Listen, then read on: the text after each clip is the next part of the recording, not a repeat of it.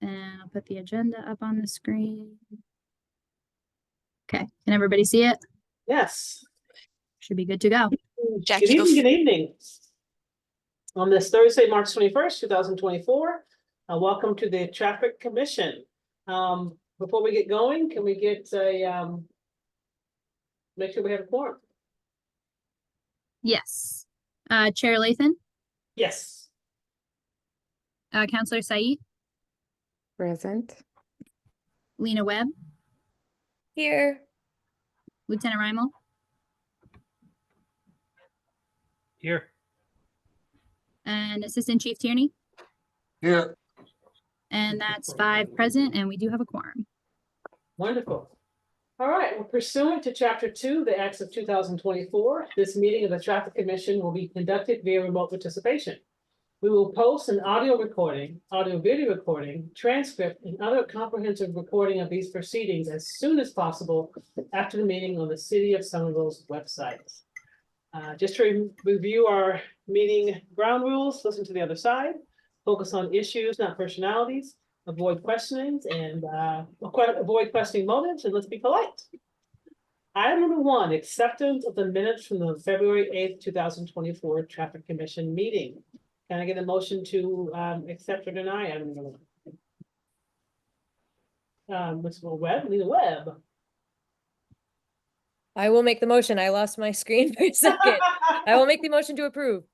All right, Lieutenant Reimel, Second. okay, roll call vote on item number 1, please. Yes. Chair Lathan, Yes. Counselor Said, Yes. Lena Webb, Yes. Lieutenant Reimel, Yes. Assistant Chief Tierney, Yes. and that's 5 yes, and the motion carries. Wonderful.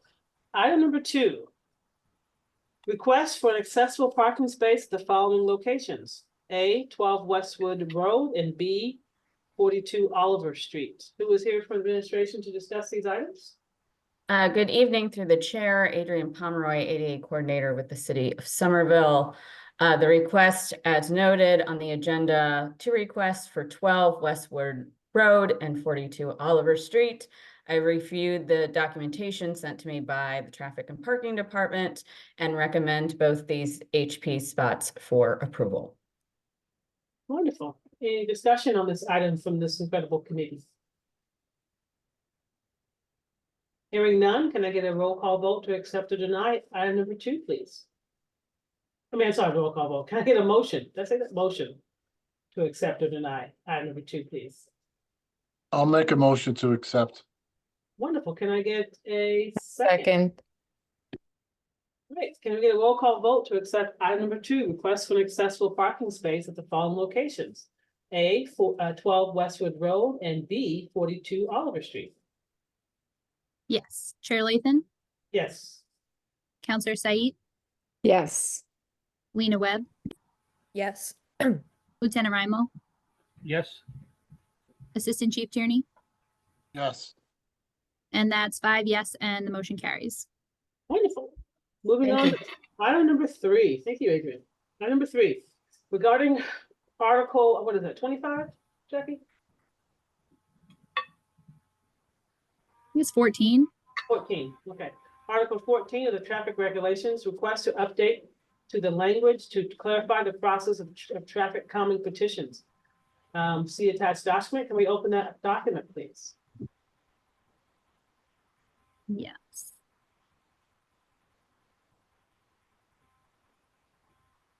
I'm trying to decide if opening the PDF or going to the Word would be easier to read. So this, yeah, so on screen now is the link that's attached in the agenda. Okay. Then I think for the purposes of this meeting, Lauren, when you're ready, I'll probably put the Word doc up just because it's easier to view. All right, so Lauren, you're here to discuss this item? Yes, through the chair. Good evening, everyone. Lauren Craig, Transportation Planner here with the Mobility Division. I'm here tonight to present on a housekeeping item to update Article 14 on the Neighborhood Traffic Management and Calming Program to align with best practices in place for traffic calming programs across the city. And so Jackie, if you could please switch to the PowerPoint slides. I'll just start with a bit of context setting for us today. And so, as you all know, the city has really expanded and rolled out a traffic calming program over the years. Some of these implementations do come to the Traffic Commission when implementations have impacts to curb use regulations, and some of these implementations do not have those implications and do not come to Traffic Commission. And so the goal of this update today is to really sync the two processes so they're in lockstep with each other and that residents have the clearest picture and most up-to-date information for how traffic calming is prioritized and implemented across the city. So just a bit of background on Article 14, which we will look at together tonight. This describes a process that really started in the 2010s, and since that time, Somerville has become a Vision Zero city, expanding their traffic calming program and really switching to a more equity-first, data-driven process, which looks at needs across the city overall. And so with that, some implementations come to Traffic Commission because of the curb use impacts, and some do not. And because of this increased capacity that's been built throughout the city, there's been a shift towards proactive traffic calming implementation and away from just responding to requests. And so because of this, we've really seen a decrease in the number of requests, petitions received via the process described in Article 14, likely due to the proactive implementation that's taking place. And so the goal today in updating the article is to sync these processes across the city and make it really clear to residents how traffic calming is prioritized. And so on slide 2, I just show an overview of what this traffic calming implementation looks like, historically and plans for the future. So you can see we're covering a lot of the city and how much this has been expanded in past years. And then on slide 3, before doing our in-depth review of what the updates are sort of on this housekeeping item, I just wanted to call out the overview of changes. And so we are simplifying the assessment table to match data that is used in other processes to assess traffic calming overall. We are calling out the other channels that the city has to pull out traffic calming needs. And so the petition is not the only way that residents are able to share their traffic calming concerns. We look at data that we get from 311, from public outreach events, from emails we receive. The third change is clarifying the certification process that these petitions go through to reduce the back and forth that residents need to experience when it comes to submitting a petition. And then lastly, we just want to call out the important role that data collection really plays when it comes to us responding to these traffic calming petitions. So with that, I can move to the Word document and walk through what the changes we are proposing. So here on page 1, this is again Article 14 from the traffic regulations. The first sections are setting out the authority of Traffic Commission, key definitions. One we wanted to add is the traffic calming petition, because this is the colloquial name that residents see when filling out these requests. So making it clear that this neighborhood traffic management and calming request program is also known in other places as a traffic calming petition. So further down under the qualifying criteria section, here you see the historic table that was done with warrants. This has been simplified to a 2-stage table, which matches data the city currently has available when it comes to assessing traffic calming needs. Some of these are the same as the historic table. So these are vehicle speeds on the streets, vehicle volumes. Some of these are updated to invoke new city plans like neighborways and the priority we now place on adjacent land uses such as schools and parks. This section here just reclarifies the process, and so the changes in red you see are calling out the use of directing data collection in order to respond to the requests that come in through Article 14, clarifying that after the requests have data, they are then, brought in with requests that come in through 311, outreach, and other requests. So it's part of the larger ecosystem of traffic calming in the city, describing some of the ways in which traffic calming gets implemented. So we link to the city's pavement resurfacing program. And then we removed some of the information just describing the historic warrants because they've been replaced by these new metrics. In this section, this details the step-by-step process that residents can follow if they want to submit a request or petition through this program. And so A details that a resident alerts the city and introduces the other ways that they can alert the city. So just raising that the petition is not the only avenue residents now have. B clarifies, and so see this 33% of residents on the impacted streets was a historic requirement of this program.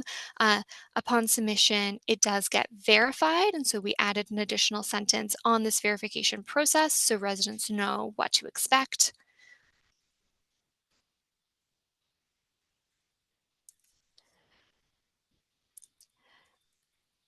And then for the next one, we removed the condition that said the city may schedule a meeting, partially due to the use of may. It wasn't a strong requirement of the process. And so clarifying what is a strong requirement of the process, which you see in part D, which is that the city will collect data in order to prepare an analysis evaluating the criteria for implementation, as the role of data becomes really central in responding to these requests equitably. E says after data collection, the proposed street is added to the traffic calming consideration list. So it's considered against the traffic calming needs that also come in through constituent requests, staff recommendations from data and projects. And then lastly, F just reiterates the role of the Traffic Commission in this process. And so the Traffic Commission would vote to adopt, reject, or modify the recommendations if there are impacts to regulations, such as impacts to curbside parking. And the rest of the article proposes to stay the same as it is. Thank you all, and I'll now pause for any questions.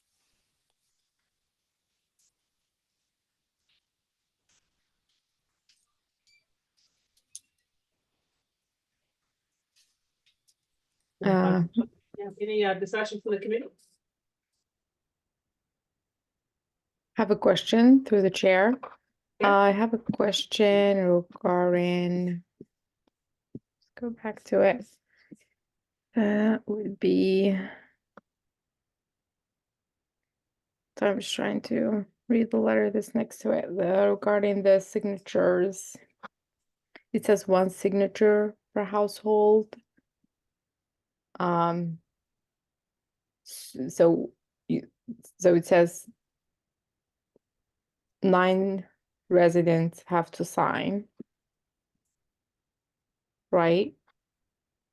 But 1 signature per household. So is that,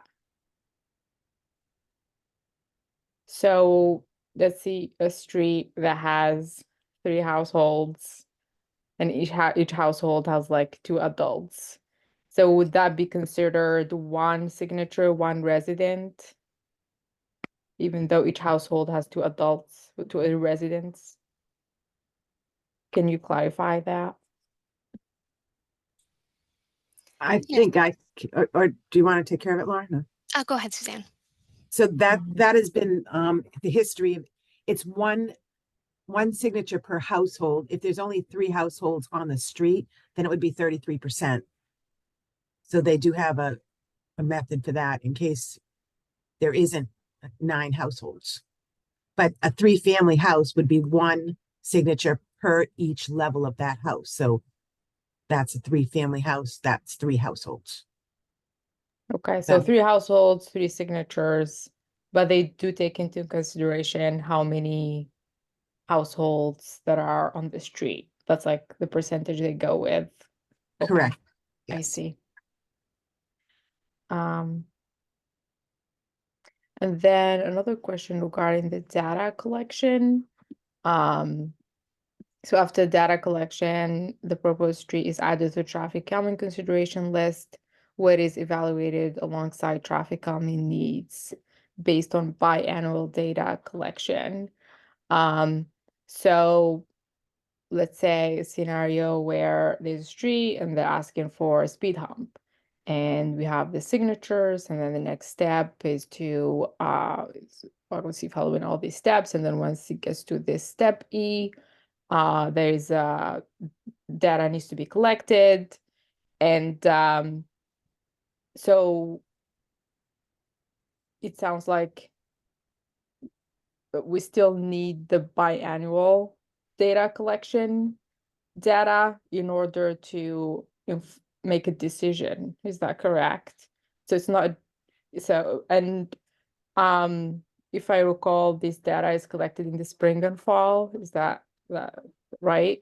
Yeah, so it's not going to happen until we get the latest data. Okay, just a clarification. Thank you. So I'm just based on Lauren is nodding. Yeah, no, that is correct. We do a spring and a fall data collection in a typical year. And so depending on when the petition does get certified, that determines which cycle of data collection it gets taken in. And so there is a bit of time that it does take to process these requests.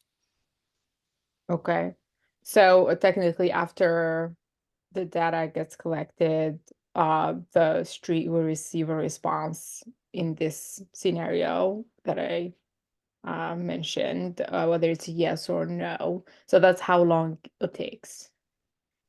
Yes, correct. We get back to the respondents, sharing with them a copy of that data analysis that was done for their street and sharing with them the answer for the traffic calming implementation priority.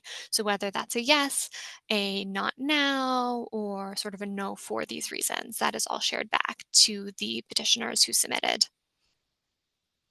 So if a request is made, let's say in January, do the residents need to wait until the spring in order for the data to be collected, or is it based on the fall data? In order to add it to our data collection, we typically wait till we have the petition received. And so something received in the winter period would be added to spring. If it's received closer to spring, it might be pushed to the fall because there is a process when it comes to also data collection needs for ongoing projects and other priorities. And then that data is used to respond to the petitioners. Okay, so that doesn't necessarily mean that those residents will have a response right after you have the spring data. It will it's by priority. I'm just trying to get a sense of because I have so many constituents asking in fact for speed humps, and I'm trying to get a sense of how long it takes and what's the process. Thank you. This is all very helpful. Any further discussion? I just have a question through you, Chair. Where will this information be posted, made available? And is this like editing like an ongoing thing before it'll be posted eventually? I'm just curious because I also get, people saying, how do I, tell an issue to like about my street? So I also have questions about that, and just being able to point them to this is will be really, really helpful. So where will it be? Yeah, through the chair, that this Article 14 is currently public and online as part of the traffic regulations. And so if adopted, the proposed language would also become public in the same place on the traffic regulations website. Thank you. All right. Hearing no further discussion, can I get a motion to accept or deny item number 3, please, regarding the Article 14 of the traffic regulation to request an update to the language to clarify the process of traffic calming petitions? Make a motion to approve. Can I get a second, Nina? I will second. Wonderful. Can I get a roll call vote to approve item number 3, please? Yes, Chair Lathan, Yes. Counselor Said, Yes. Lena Webb, Yes. Lieutenant Rymel, Yes. Assistant Chief Tierney, Yes. Excuse me. and that's 5 yes, and the motion carries. Wonderful. Item number 4. This is an informational item, so my understanding requiring no motion to accept or deny or vote. Informational item, discussion of 101 to 153 special permit conditions related to curb use in the Boynton Yards neighborhood.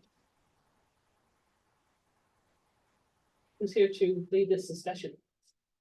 Chair Lathan, this is Justin Schreiber, Senior Planner on the Mobility Division. I'm here to discuss this item. And if it's okay, Jackie, I'll share my screen. I've got a brief presentation.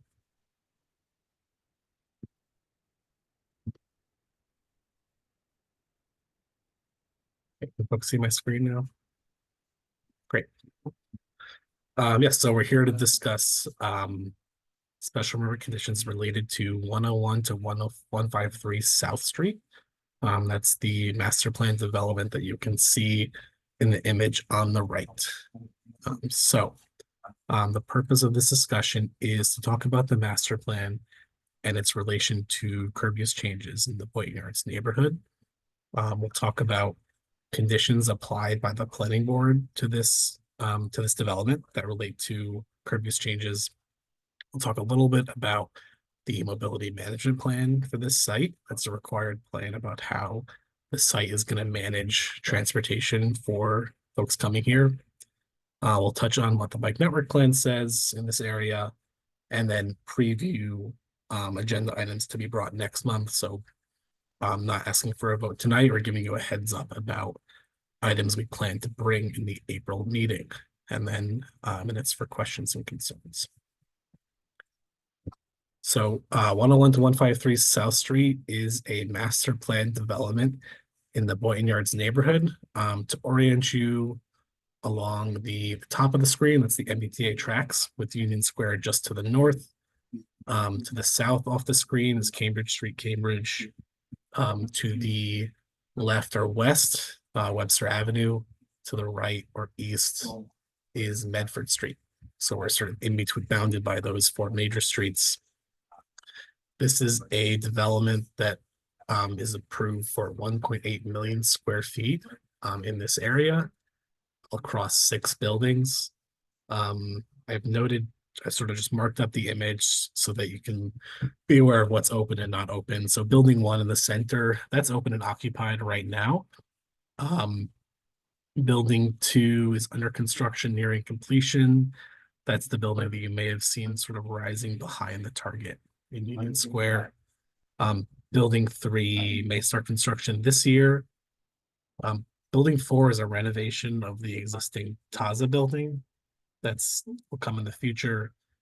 And then along at the top of the screen, buildings 5 and 6. Those are part of the master plan. Future, they don't have building permits right now, but they're part of this approval. So all in all, it's 1.3 million square feet of commercial space, office and lab space. And there's also a large residential building that's about 440 residential units, 60,000 square feet of retail space. They are approved for 1,117 off-street parking spaces. So most of these buildings have underground parking garages. They're commercial garages, which means they're open to the public as well as the folks that work in this building. On this next slide is just a quick overview of the civic spaces and streets a part of this plan. There's 3 major civic spaces. This slide shows some of the activities they're planning for in those spaces. Those are spaces that are going to end up being public property once they're built. There's also Thoroughfare 1 in pink along the top. That's envisioned as a street that could be shut down for festivals. It's going to be sort of a curbless street. It's a space that could host events as well as being for vehicles, parking, loading, and that sort of thing. There's a number of plazas as well. So just over half the site is open space in terms of square footage. This next slide is that same diagram, just cut up a little bit differently. So more than 50,000 square feet of civic space. There's another 50,000 square feet of privately owned space that's open to the public. There's 42,000 square feet of public sidewalks, and then the buildings itself.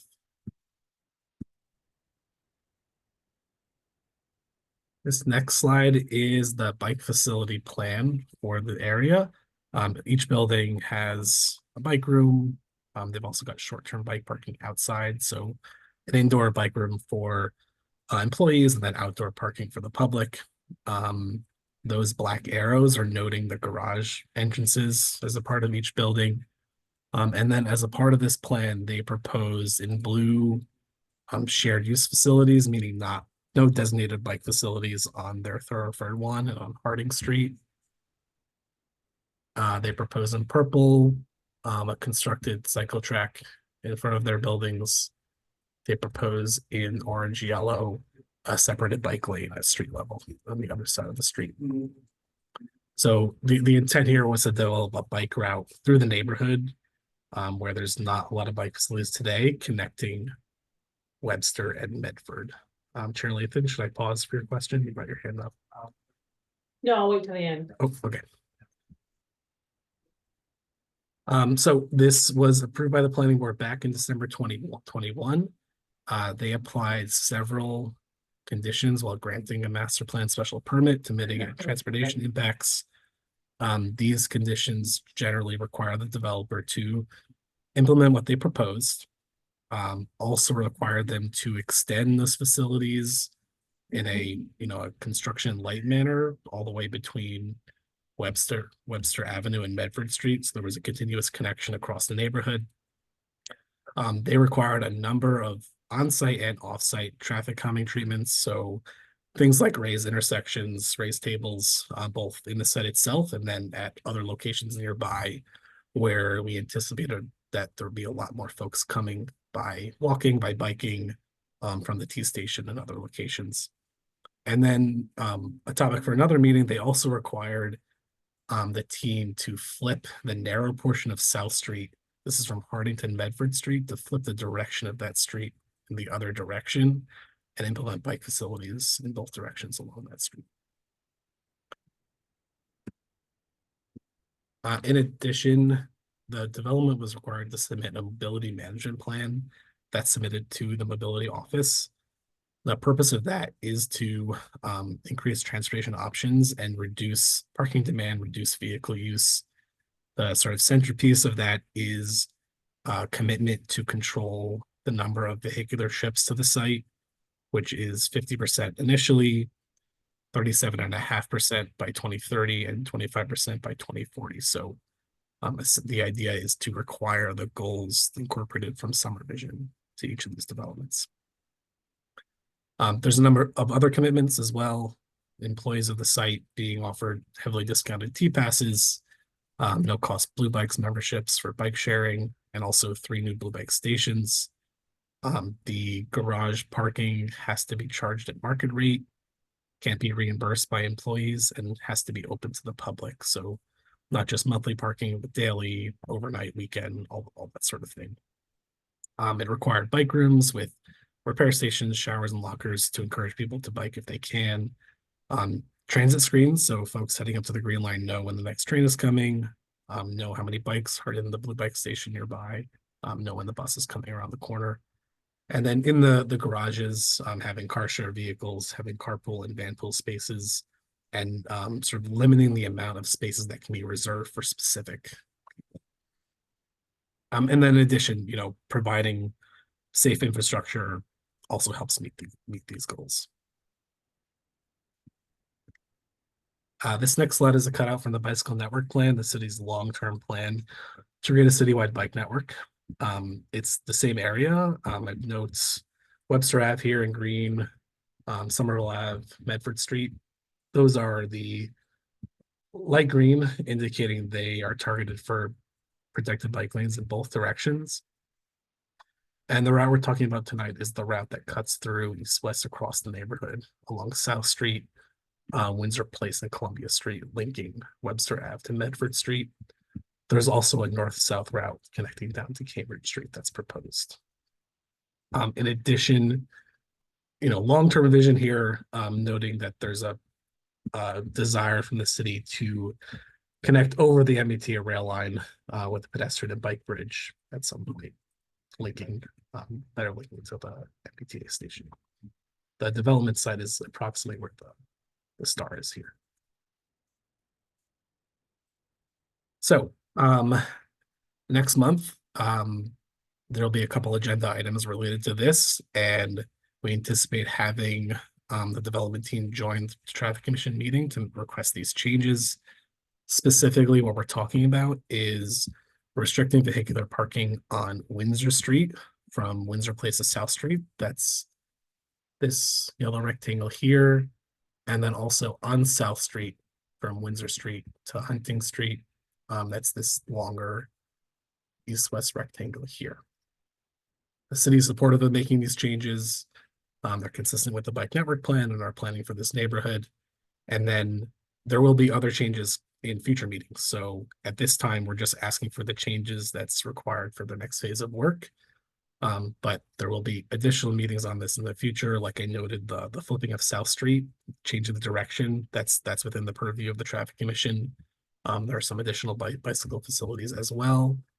There's going to be new streets created that will have to be regulated by the traffic commission. How the parking will be regulated on those streets, specifically this thoroughfare 2A, and an extension of Harding Street. So those are new streets that don't exist today that will require regulation. And we plan to sort of bring those to the traffic commission, as the development moves forward in different phases. That's it for my presentation. I'm happy to take any questions and comments. I have a question. Am I correct in assuming that all the streets and the public land spaces, DPW is going to be maintaining?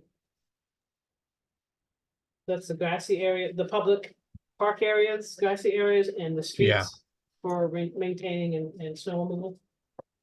I would need to confirm with the public space division. My understanding is that anything that is directly in front of one of these buildings or in between is subject to a maintenance agreement. So I'm almost positive that these are things the developer has to be maintaining themselves. Year round, Year round. If it's even though the public spaces, okay.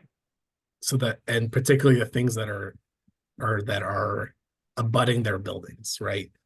The bike lane on the other side of the street, the quick build one, that would be a DPW responsibility.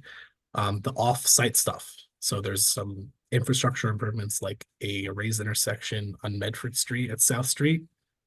Those are things that will be the city's responsibility. But these civic spaces and the public spaces that are abutting the buildings, I'm almost certain are subject to maintenance agreement. When you guys get closer to actual moving forward, I just want to, have this all clearly laid out and communicated. Sounds good. Thank you. Further discussion?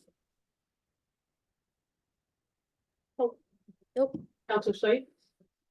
I have a few questions. I know you mentioned that this will come up in future meetings. You may have mentioned this, excuse me, and I missed it. Are these all office spaces?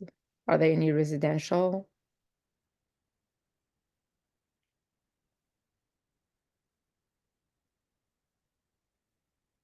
Are you unmuted? Thanks. So the bottom left of this image, I'm still sharing, I believe. Yeah, the bottom left is the complete development program. It's primarily commercial space, but there are 440 residential units and some retail.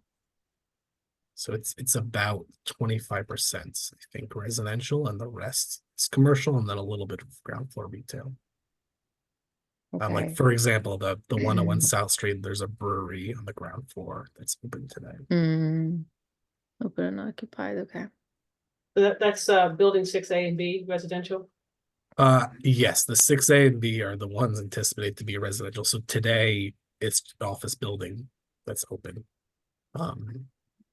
And 5 and 6 are the last phase of development, and 6 is the residential building. That's correct. Assistant Okay. Chief, Just had a question. You said that you were reversing the direction on South Street. Is that for traffic or is that for the bikes? For traffic, and we're not going to be asking for that next month. That's going to be in the future, likely not until that building 3 opens. And we'll definitely dive into the details then, but it's sort of based on traffic analysis of the neighborhood and routing folks in and out, and having an exit towards like points north. Whereas today you can only really exit the neighborhood through, towards Webster Avenue. Thank you. I'm sorry, Councilor Say, did I cut you off? Do you have more questions? I do have a couple more questions. I have a question about the garage spaces. Do you have information on that? Does each building have a garage space? I know this is in a transit area, and Yeah. it's probably not required for the developer to have parking. Can you tell us a little bit about parking? And Yeah. the other question is are the blue bikes available like for the public, or is it just for the employees? Thank you. So parking, buildings 1, 2, 5, and 6, so everything but the Taza building is intended to have its own underground garage. I'm just flipping to, so these black arrows, those are where the specific entrances will be. I don't have the breakdown by building. It's 1,117 spaces overall. I believe the building that's open has about 200 spaces, and the one that's opening next, building 2, is somewhere between 200 and 300 spaces. And the mobility management plan required these to be commercial parking spaces, so they're not what we call accessory parking. They're not accessory just to the use. They're supposed to be a separate operation. They're open to the general public. That includes the people that work there, but it also includes other folks. And then the blue bike stations, those are paid for by the developer, but they're owned by the city. So it's public blue bike stations. There's one installed already for building 1. I think it's actually on the north side of building 1. It may be temporarily located down here while they're doing more construction. And sort of with each phase, they're required to do another blue bike station, but those are open to the public. All right. Lena, you had a question? Yeah, thank you for the presentation. I'm curious how much current parking is on South Street? It is, I can get you an exact number for next month. I believe it's somewhere in the range of 2 or 3 dozen spaces. Okay, and then my follow-up question on that would be, I'm looking at the map and seeing, Willow Street and Huntington Street are very residential. I wonder if there's any concerns about parking that will no longer be on South Street filtering into the residential side streets? So those where they're still in Somerville are resident permit parking only. The ones on South are those 2-hour except by permit, so there's going to be a mix. I don't think our intent is to add non-resident parking on those side streets. We want folks coming to the site to use the garages. And then, also note the over 1,000 spaces in the building itself. There is a relatively discounted overnight rate for folks that maybe come home late and can't find a space. And then lastly, there's also going to be some new street parking created on the new thoroughfare on the extension of Harding Street. So yes, definitely a trade-off, but we think one that's worth making in this case. Awesome, thank you so much. Yeah. I have a follow-up question on that, if you don't mind. So you said that for is overnight parking, they'll be available for residents when those parking spaces in the garages are not being used by the employees. Is there any plan to offer some like free ones for folks that cannot afford to pay on a daily basis for that? They're all gonna be offered at market rate. So I think right now the overnight rate is $10. That being said, if it's not being used, that means the price probably should go down. So it's only been 1 year of operation of this garage, but we're committed to making it be operating as a market rate facility. It's not just for residents. Again, it's open to anyone. It's open to the general public, not just overnight, but during the day too. At all times, it's open to the general public. It's still a private garage. It's required to also be open to the public. Yeah, I guess I'm just thinking about the residents, the neighboring, in the neighboring streets that are going to be impacted. If they have been using the street parking, because we know who those residents are and what streets will be impacted, if there's a plan to have those prioritized or offer them some kind of free access certain nights. Just an idea. Any further discussion?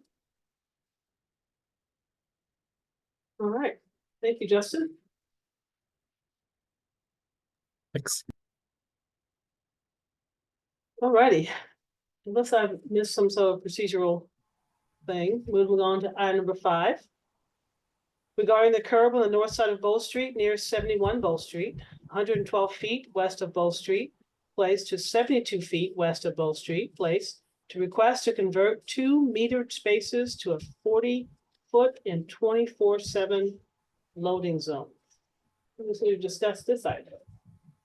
Thank you. Excuse me. Thank you, Chair. My name is Kate White. I'm a transportation planner in the mobility division. I'm here to present on the item. This was a request from a new business named Hot Tomatoes that's located just kind of off of Bow Street, right onto Somerville Ave. And just to accommodate increased quick pickup for food takeout. The mobility division evaluated the location and identified it closer to this location is described near 71 Bow Street.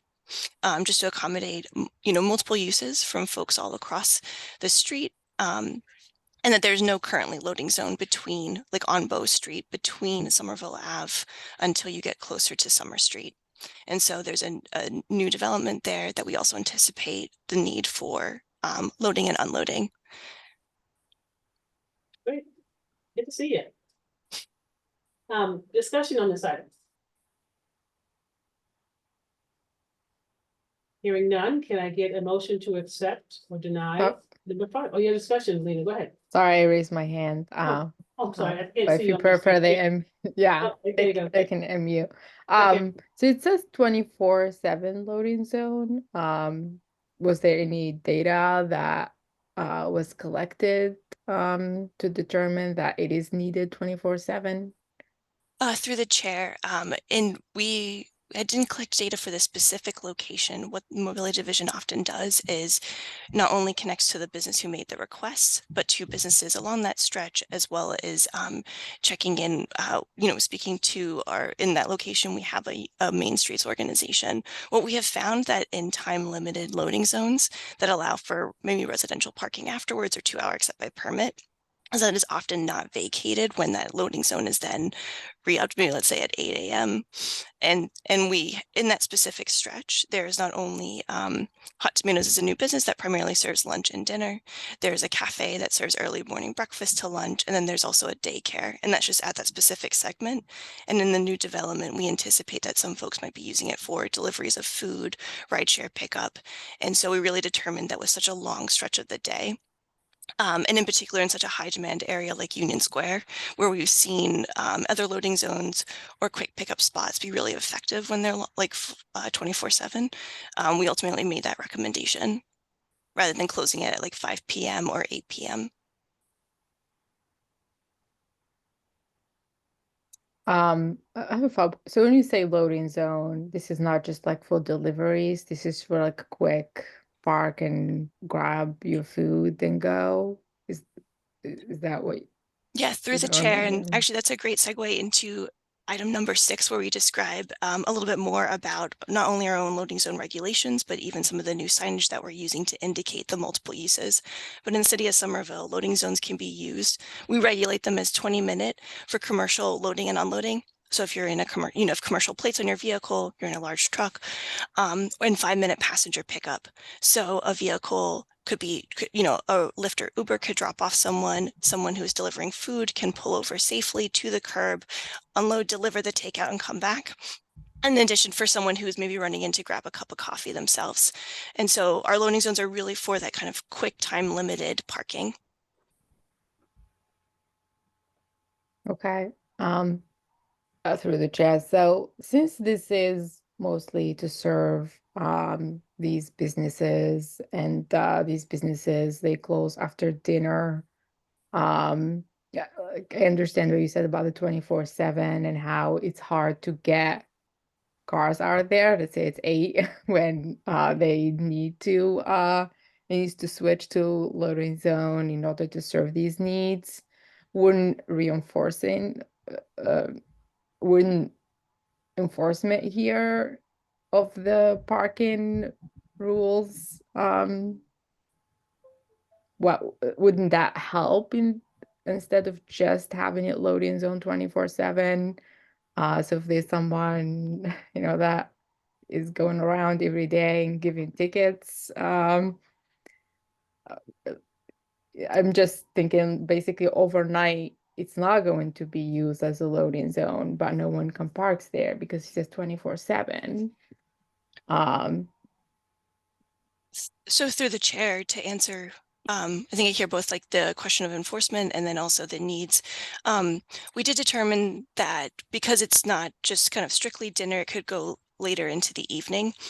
And then again, you have folks who might be coming in by Lyft or Uber or getting deliveries to that location. And like we mentioned, at this specific address, there is now a new multi-story development that's residential. And in particular, in the Union Square area, we really see that kind of desire for kind of quick, both drop-offs and pickups really stretch into the evening and later into the night. So then ultimately you could be saying, okay, maybe the loading zone is available till 10 p.m., but then how many residents will then find that an effective residential space because it's only available from 10 p.m. to maybe say, and we might even determine that it's 10 p.m. to 6 a.m. or 7 a.m. We've also found that sometimes the time limited is just hard to communicate to community members. If you're going to different places, you're like, okay, I'm allowed to be here at this time, but not here. And so it's a kind of simplified signage and then really kind of allowing that space because we do just see, especially in the Union Square area, high demand for this type. And then often if there isn't available curbside access for that quick loading and unloading, they illegally park. And in this particular location, Jackie, I know you showed the location's time. There's a crosswalk that is often parked on, kind of right outside a daycare. And so we want to be really mindful, which is also why we placed it kind of on Bow Street rather than close at Somerville Ave, because if you had so many cars pulling in and out right at that location, the visibility is not as clear. So just when there's a couple kind of safety concerns we had about if there's not that available curbside in such a high demand area. Okay, yeah, thank you. And did you also mention when you were presenting this that currently there is no loading zone? There, through the chair, there is no loading zone between the intersection of right here is Bow Street and Somerville Ave, then all the stretch to Summer Street and Bow Street. And so, and again, it's there's large residential buildings, that new development, and then the increase of commercial spaces right there at the corner. Okay, thank you. Go ahead, Lena. Yeah, I'm sorry, I don't know if it's on, sorry if it's in the agenda. I don't, can you just clarify how many spaces this is that would make the loading zone? Yeah, through I know the you do it in chair, it's feet. no. 40 feet is approximately 2 parking spaces. We try Oh, to okay. keep them to 40 feet as it allows for larger box trucks to pull in, but it allows for 2 cars to be there at one time. Okay, cool. Thank you. Senator Reynolds?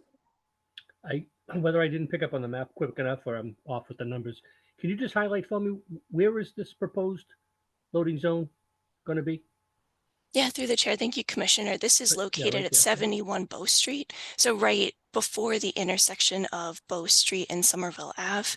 The Google Maps right now shows prior to the new development. But in the area, it'll be kind of right where there are 2 meters. Jackie, if you don't mind moving, it's like slightly where that, the larger silver vehicle is, it's there and kind of in the red vehicle behind, but there are currently From a the double. telephone pole forward? Yeah, there's currently a double meter head, and essentially it would be Okay, yeah, removing see the that double there. meter head and installing a 40-foot loading zone. Okay, that's it. Thank you. Any further discussion or questions? All right, hearing none, I want to make sure I've seen you. Just the Chief Tierney. Okay, hearing none, can I get a motion to accept or reject item number 5? Chief, Deputy Chief Tierney, Motion to accept? can I get a second? Lieutenant Reinhold? Yes, I'll second that. Wonderful. Can I get a roll call vote to accept item number 5? Yes, Chair Lathan, Yes. Counselor Said, Yes. Lena Webb, Yes. Lieutenant Raimel, Yes, Assistant Chief Tierney, Yes. and that's 5 yes, and the motion carries. All right, wonderful, wonderful. Item number 6, informational item, Elm Street illegal parking discussion. Who is here to discuss this item? So again, Thank it's not a voted item, nor requiring motion. Thank you, Chair. I'm here to present an item number 6. Great. So I have a brief presentation to guide our discussion this evening. So Jackie, I'm going to share the screen.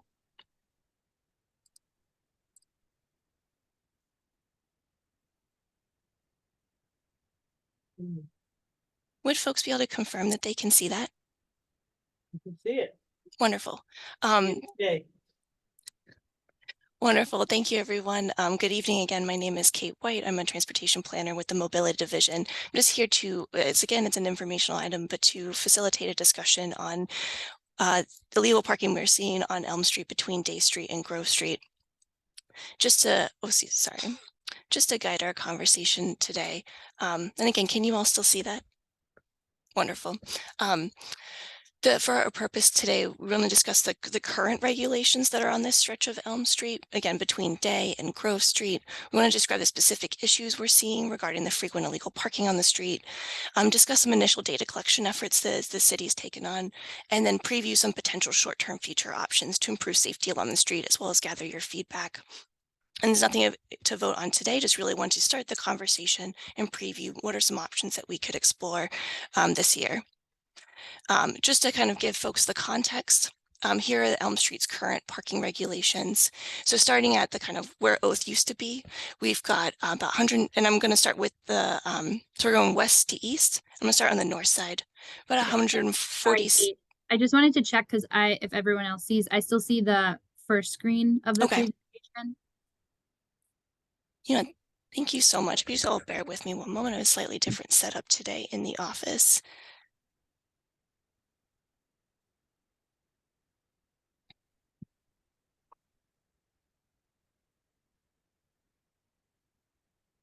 Okay, let me try that again. Can you all see? Okay, wonderful. I might just leave it in this format if I'm having some trouble and I really don't want to take up too much of your time. So just to kind of, again, provide the context, we've got, make this, is that still all able to see? Can you all see that? A little bit bigger. Maybe Yeah, I'm if you just go to, oh, there you go. Yeah, Yeah. it's perfect. Thank you. Wonderful. And again, if anyone has any visual issues, just let me know. I'm going to start on the north side of the street. So we've got 147 feet. So stretching, that's kind of going from the hair salon to O Ginger, kind of stretching into Diesel Cafe, that's 6 meters. We then have a 53.5-foot loading zone that's right in front of Foundry. We then have the curb extension that's in front of the burn, so there's no parking regulated there. And then we have about just over 48 feet of 30-minute spaces. So again, if we think of parking spaces approximately 20 feet, that can fit 2 vehicles and a little bit extra. And as you can see on this near map aerial, there's some vehicles have squeezed in, so there's 3. We then move and then have 4 additional meters. And then going to the south side, and just again, kind of remind us where we are. That's kind of in front of the Goodwill. And Anna's Taqueria. We've got 81 feet of 4 meters, 20 feet of accessible space, and a 55-foot bus stop. Again, moving past Chester Street, we currently have what's designated as a 45-foot rideshare pickup and drop-off area. So it's very specifically for Ubers and Lyfts. We then have an additional 2 meters. Again, we're moving west. And then we have a time-limited loading zone to what we were just describing in the previous item. This one is regulated from 7 a.m. to 5 p.m. And then it turns into a taxi stand from 5 p.m. to 2 a.m. And then the rest of the stretch is 6 more meters. So just to kind of describe kind of some of the challenges with this specific setup is that and we use a photo to kind of display that, we have many large trucks that deliver to this location, and there is currently not a loading zone that is long enough to accommodate large trucks. And what we witness is often some of these trucks parking in the designated no parking areas and that curb extension by the burn, or on the crosswalks, or double parking in what is technically 1 vehicle lane, but is often used as 2 vehicle lanes. Lieutenant Ramo, I see your hand raised. Commissioner, Chair, would you like me to pause for questions, or what works for you? If we can just continue. You can wait. I just had my hand up, so when you're done, that's all. That's Continue on. nothing pressing. Wonderful, thank you. So second is the 30-minute spots. And as you might see, we don't have many of these around the city. They don't really encourage frequent turnover. These are currently placed outside of McKinnon's on Elm Street. So not only do we not see frequent turnover, but it's actually quite difficult to enforce, because if a parking control officer is, doing their route and checking the street, once they see a vehicle, they must wait to 30 minutes or later to then be able to ticket for a violation. And so if you think about how many times you might have to do that to ensure those vehicles are turning over. And originally these have been placed to allow for that kind of quick access to the grocery store. Third, the dedicated rideshare pickup and drop-off spot is not really in use by rideshare apps. We're not seeing them go to this designation or designated area, and they do often also just drop in the middle of the vehicle lane or park on the crosswalk.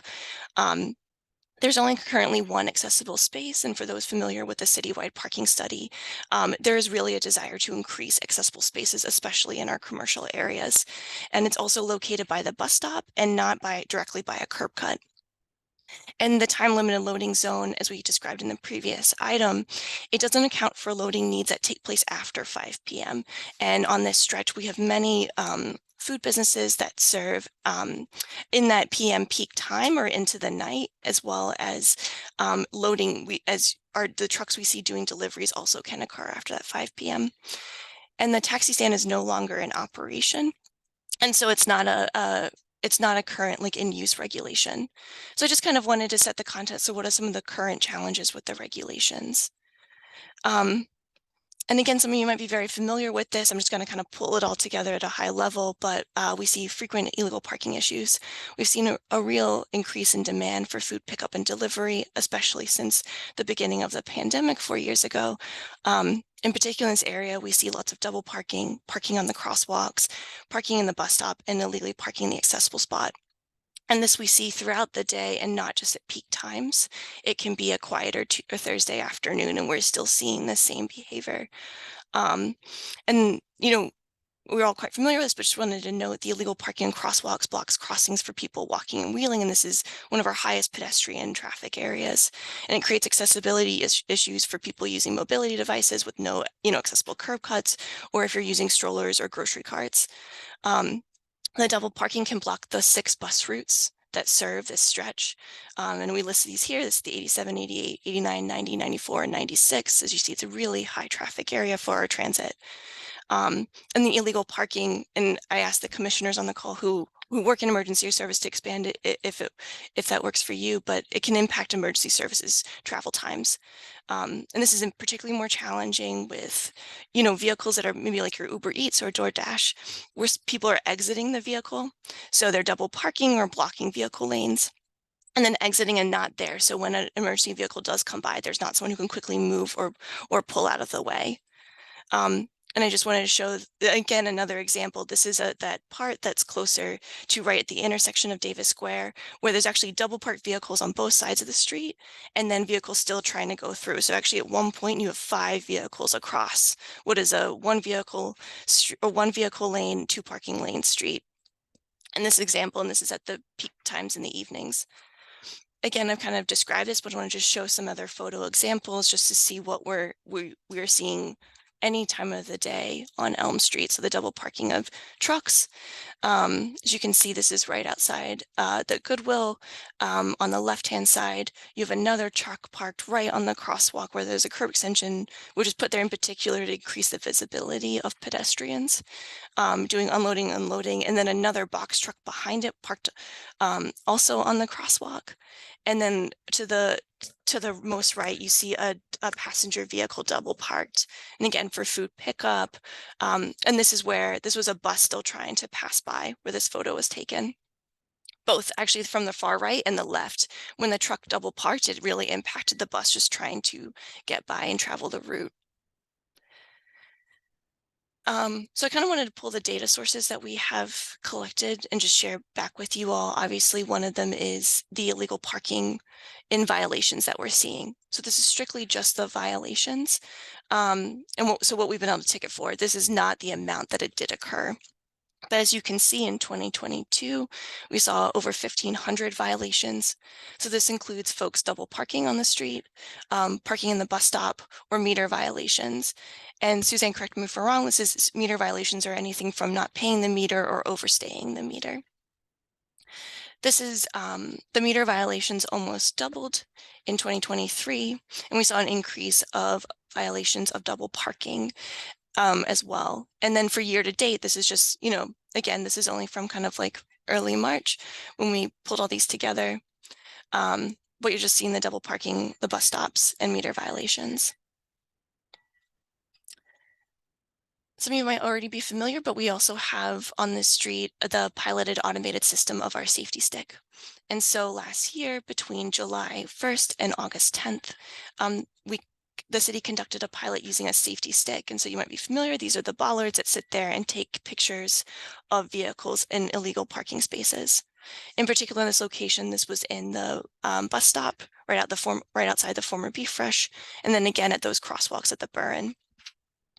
And you can see this captured many violations. So this is all over 90-second stops, with about 78% of the incidents being all within that kind of 10 minutes. So we're really just seeing such a high demand of these short, quick pickups. And if anyone's interested in digging these, we'll make sure to share this after. Just wanted to pull these data sources together for you.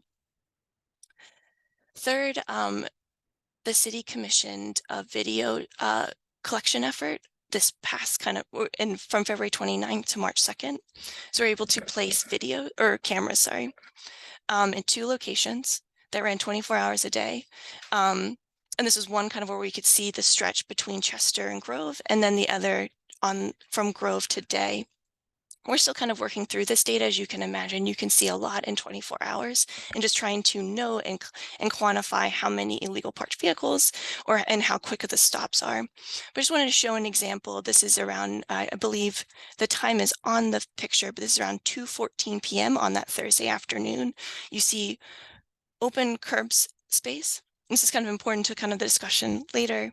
There's open curb space that folks could pull safely over, but instead of chose to double park on the side where they're going. We watch folks get out of the vehicles and then go to pick up things in the shops on that side, or restaurants and shops on that side.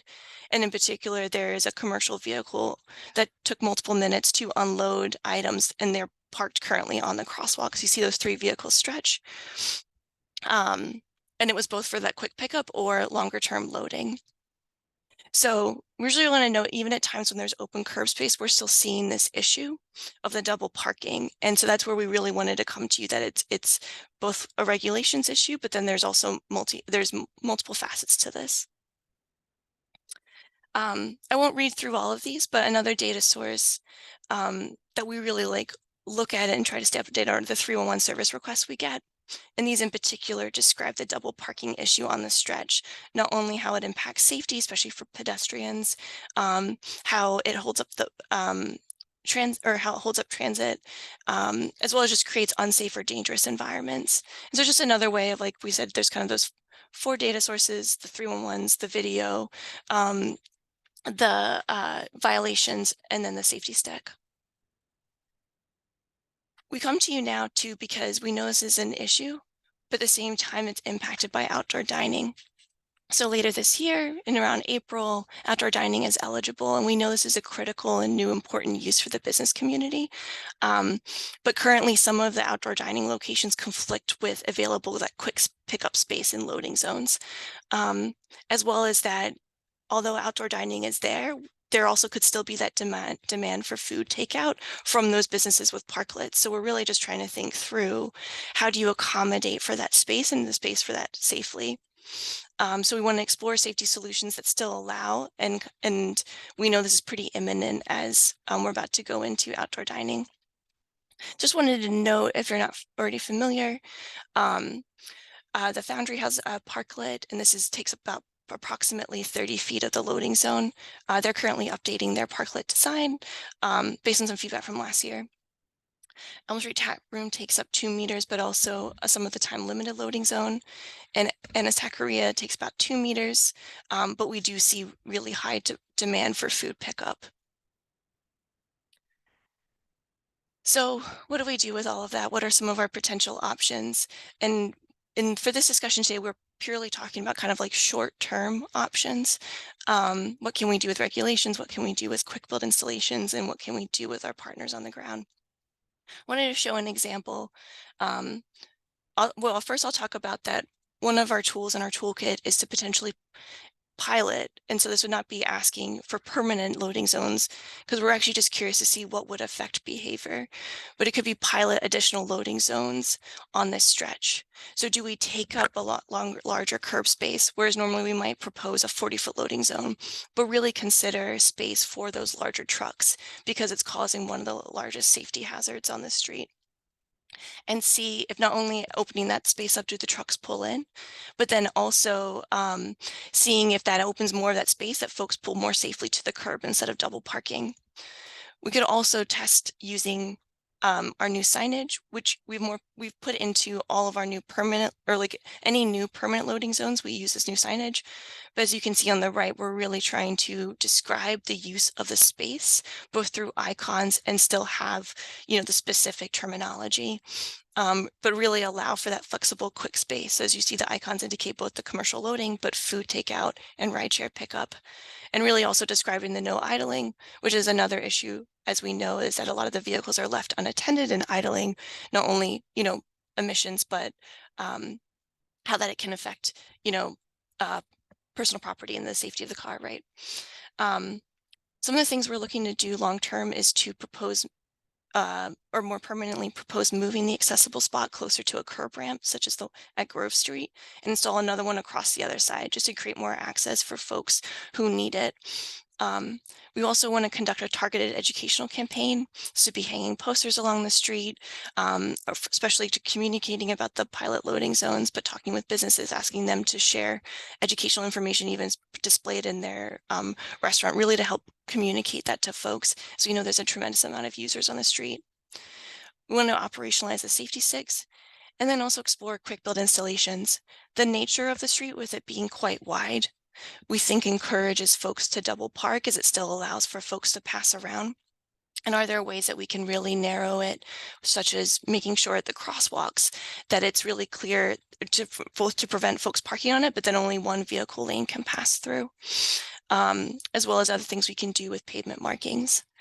We want to collect data throughout this process to understand how it affects behavior and also understand what are the impacts when we have parklets installed and after.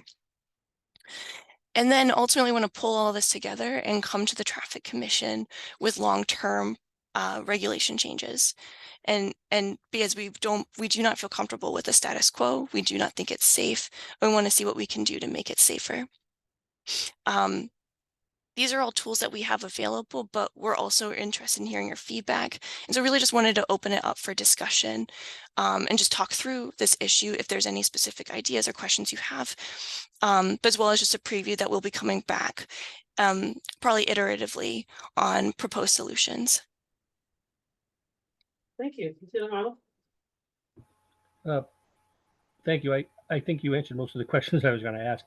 The number one concern my office gets is that spot right in front of the borough, that crosswalk. That's our number one call for service. And also the spot in front of Anna's Taqueria. But in the interest of time, I think maybe I can just call your office next week and discuss some ideas that our office has come up with before the next meeting. Thank you. Thank you. I have a question. Have we ever considered, this may be kind of way too outside the box, just really closing that area altogether and making it a walk-in plaza? Thank you, Chair, for bringing that up.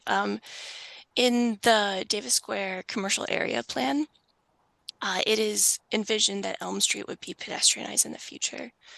There is no specific project for this, but in particular because of the high pedestrian traffic, making it really kind of a place for people, that was proposed in that plan. And happy to direct folks. I'm here more to talk about the kind of short-term things we can do to increase safety, but that has definitely been proposed by the city. How close are we to making that kind of final decision? Yeah. Thank you, Chair. I don't have that information at this time. I'm happy to check back with my team members. Right now, the commercial area plan is a vision plan with the hopes of that it would then kind of ripple effect, create more and more projects. So along with like increased density and other public space projects. But at this time, there is not a designated project for the pedestrianization of Elm Street yet. Yeah, thank you for that. And my concern is that even short-term solutions are still safety concerns. You know, this area is a cut through, seems like an unnecessary cut through that could be, I would hope. And, you know, whether it be like a pedestrian kind of lane or bike lanes, you know what I'm saying, that it's really just cut off the traffic. I think short-term solutions are great, but I don't know how they're gonna really, that's a safety concern every single day in that area. No, thank you, Chair. And I think we recognize in this current state that probably all of our solutions on the table will not, or all of our tools available to us right now won't totally resolve this, but we want to test things. But hear you and appreciate that feedback. Lena? Yeah, thank you for addressing this. I echo our chair's kind of, I feel like the only thing that could actually solve any of this would be to kind of prohibit cars from the area, because it is restaurants, you know, the movie theater, lots of, you know, foot traffic. And personally, so I live in West Somerville, and whether I'm walking, taking the bus, or biking through, I can confirm that, you know, as we all can, that these are issues. I think that giving priority to loading zones and quick pickup drop off seems to be something like short term. And then also, I don't know the capacity of the, you know, because that means what are we going to do for 30-minute parking?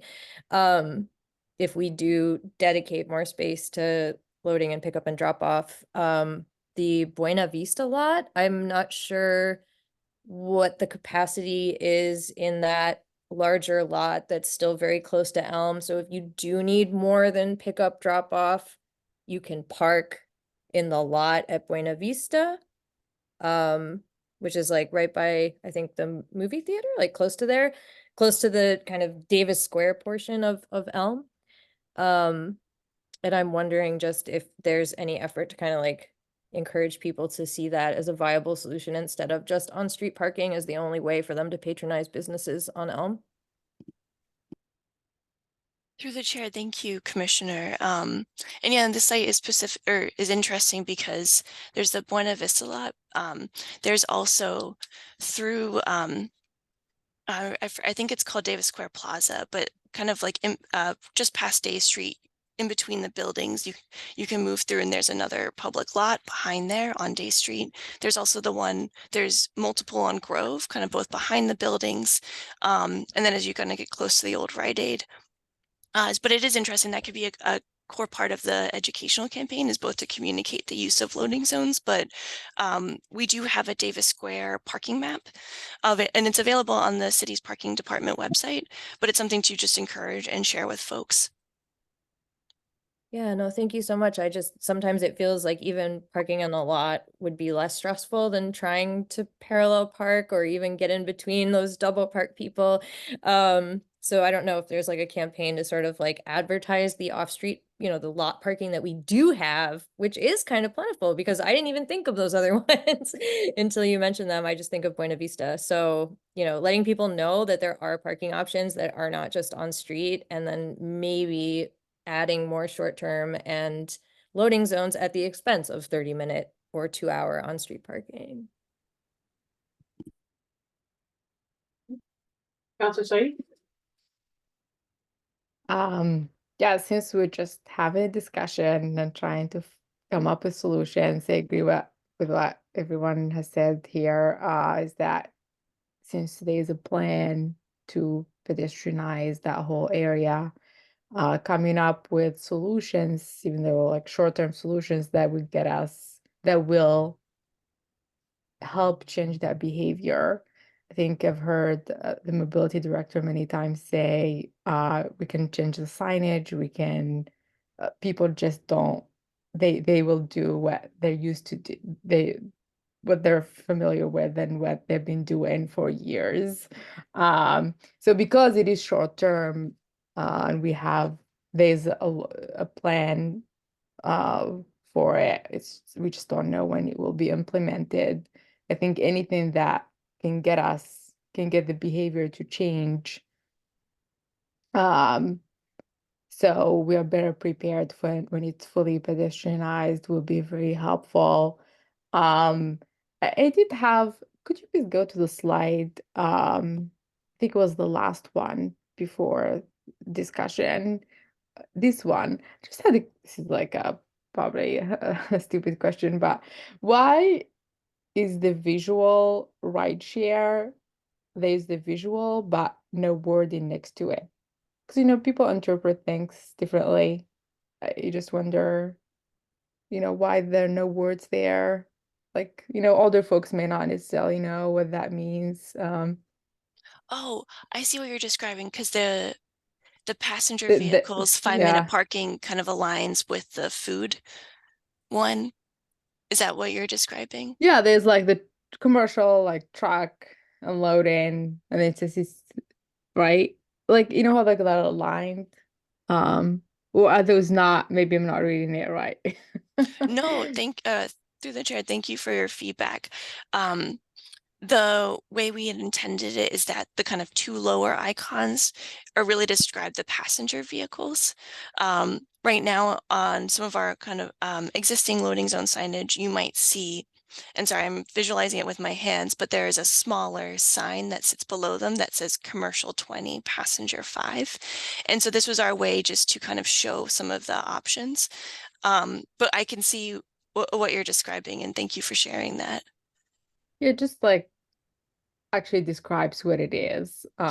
Yeah. For folks who don't necessarily know what the image refers to. And through the chair, thank you for that feedback. I think we struggle with how much wording to put, as again, right, the busier the sign, sometimes it's not always then interpreted by someone, right, as you're going by. So this is definitely like a learning process for us.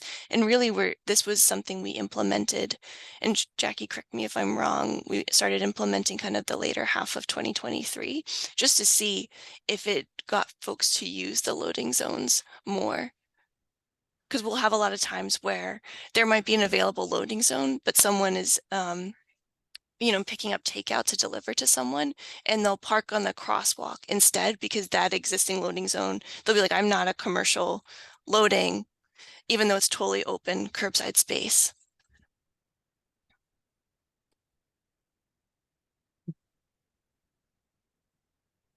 Anything else, Counselor Singh? I have a question. I know that the passenger, from what I understand, that the pedestrian eye from this area, just closing it off, that's a vision, not a really sort of concrete plan at this point, right? Am I missing something? Chair, I'm so sorry, it cut out for me a little bit. Just to correct me if I'm wrong, did you describe that the vision to pedestrianize Elm Street is just a vision currently? Yeah. That is correct. And The long-term like timeframe. yes. Yeah, and it would also require obviously changes to the larger Davis Square intersection. If one approach is closed, it would impact. Right now, they're kind of a pair, Elm Street and Highland Ave. Highland Ave is the approach in, Elm Street's the approach out. And so how do you manage the two-way traffic as well as the 6 bus routes that now travel that corridor? Alrighty. Any other questions from the committee? Actually, I do have one more question. I forgot to ask. So I know you mentioned this again, this is just discussion, and you mentioned potentially having a pilot like loading zone. Do we know the times for that loading zone, or is it right now just an idea? Commissioner, do you mean the time that it would be implemented, or Yeah, if the loading zone itself would be for specific times? Yeah, the second one. Okay.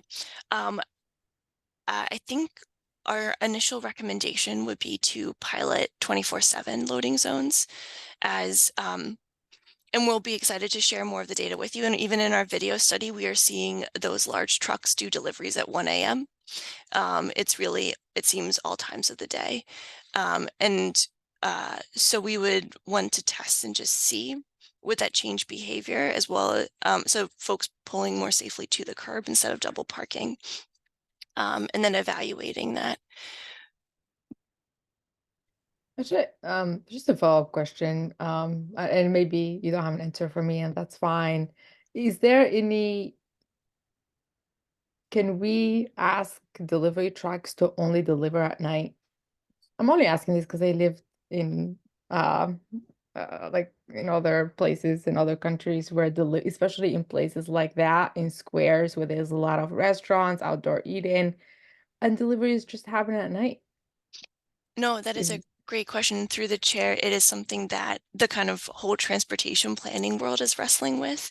Whereas in sometimes in kind of your like incredibly dense cities, I've seen some examples in New York City, and like you described in other countries where they've been able to be more explicit about those deliveries not occurring.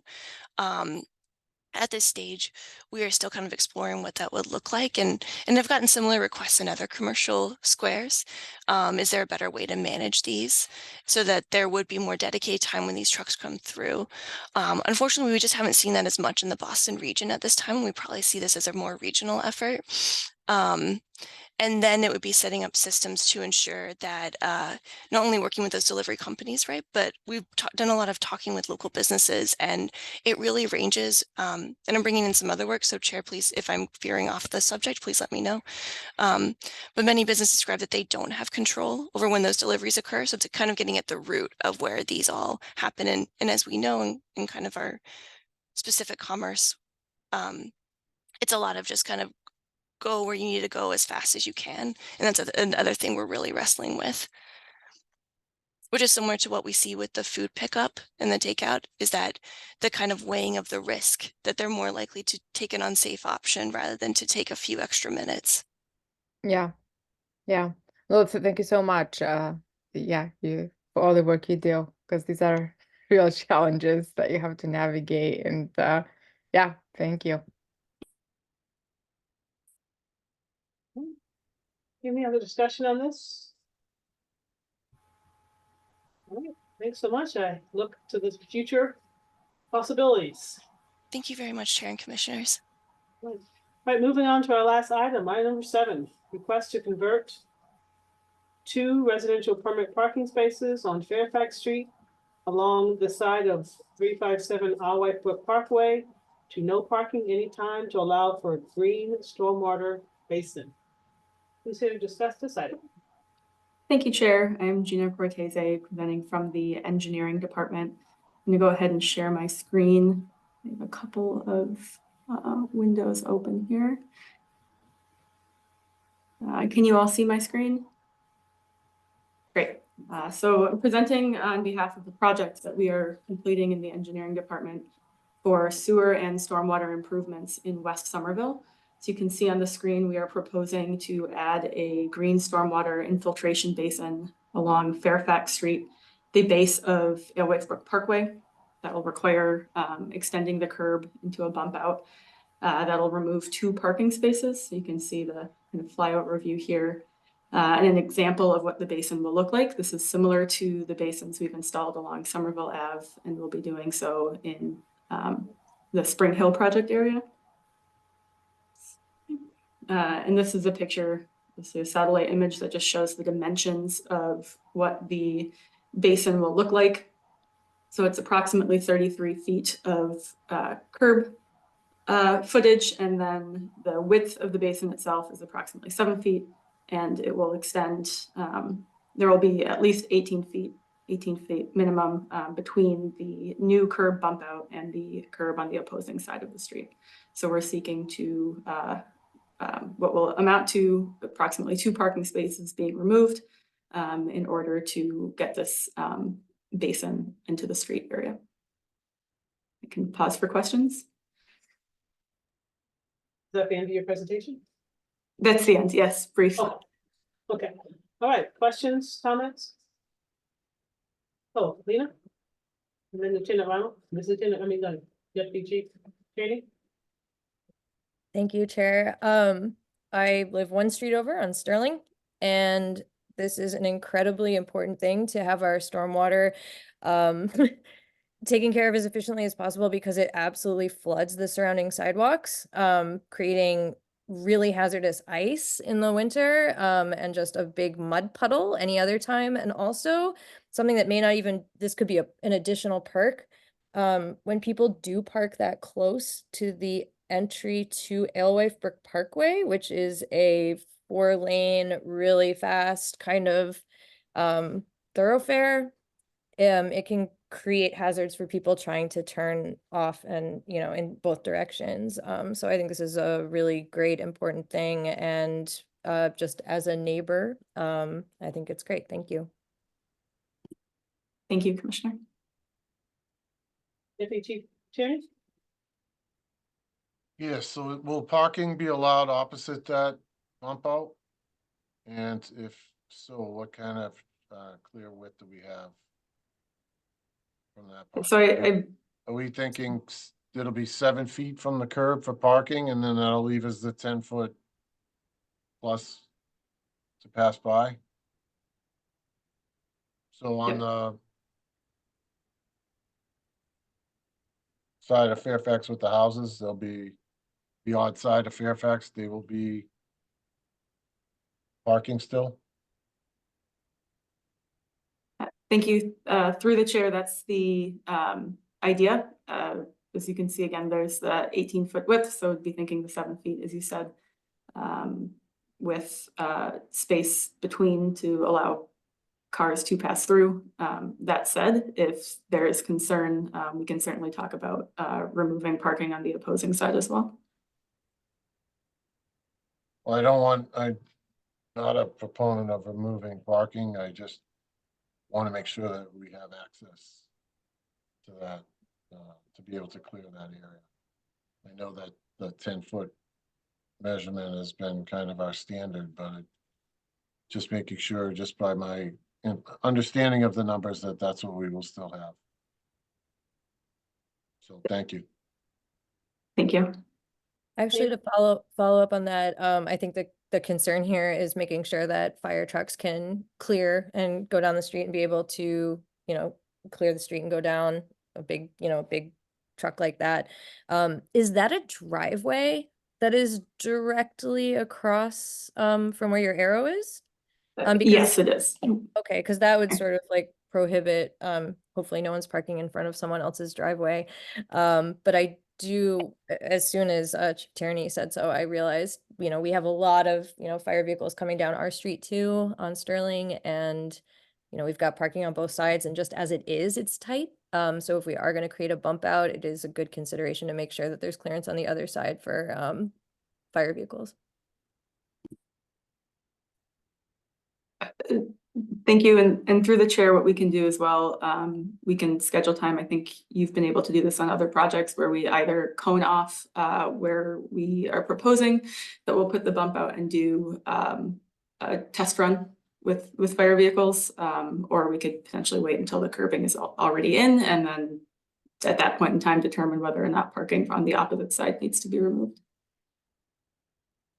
I'd like to say too, when that happens, we also have to consider plowing and things like that. So please invite DPW to that so we can make sure that we can make that clearance and turning for plowing. Yep. Thank you, Chair. We did speak with Jeff Barbieri and got his feedback, and this design was produced with his feedback in mind. Wonderful. Thank you for sharing.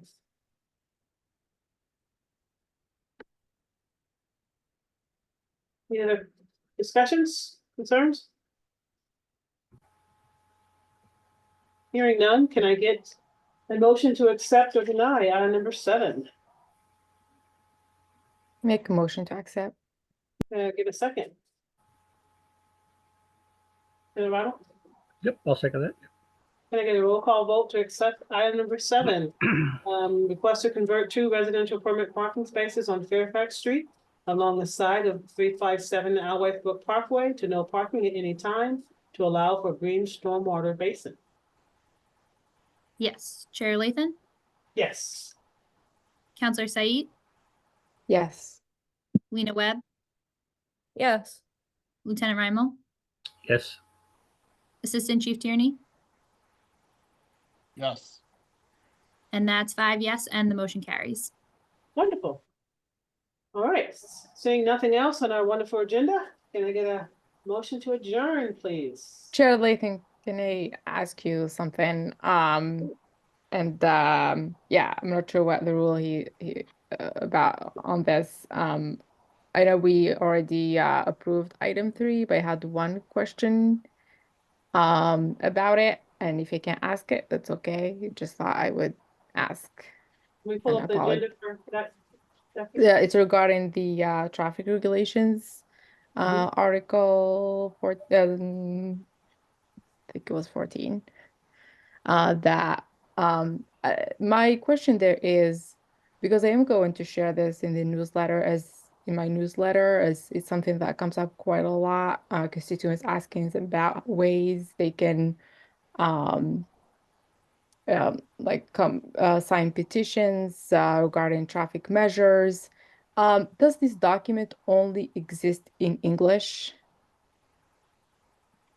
Do we have any other languages, or do you have any plan to translate this to at least Spanish, Portuguese, and Haitian Creole as we're sharing this with constituents, since it's basically telling them that here's like the steps if you want to do this. And if we don't have an answer tonight, happy to wait until next time. Thank you. Through the chair, I'm happy to answer, as Lauren had to go to another public meeting.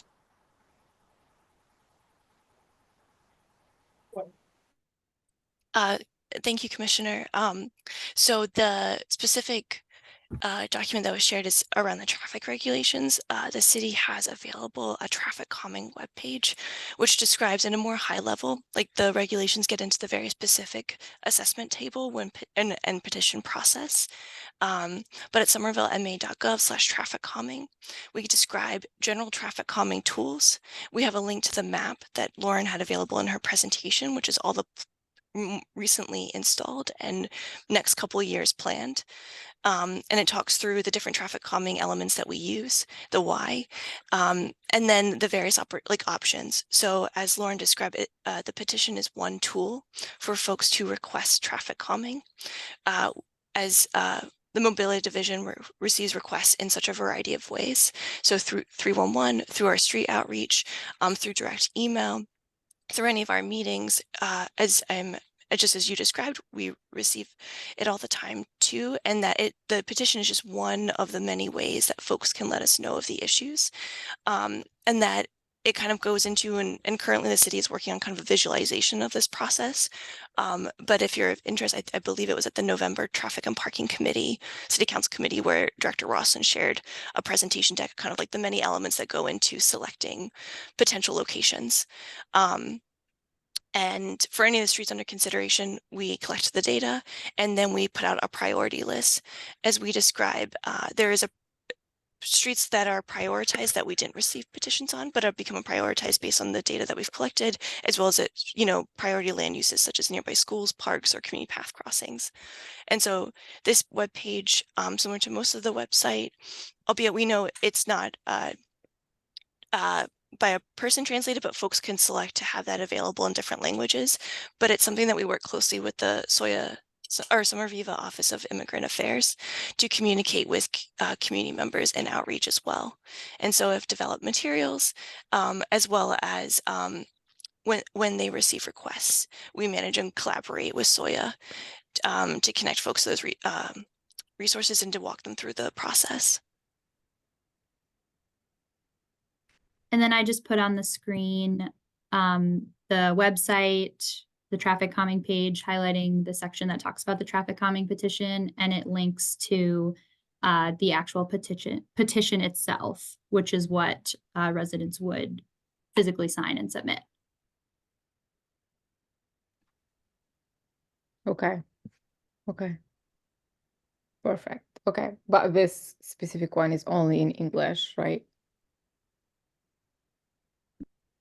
Currently, yes. Okay. Thank you.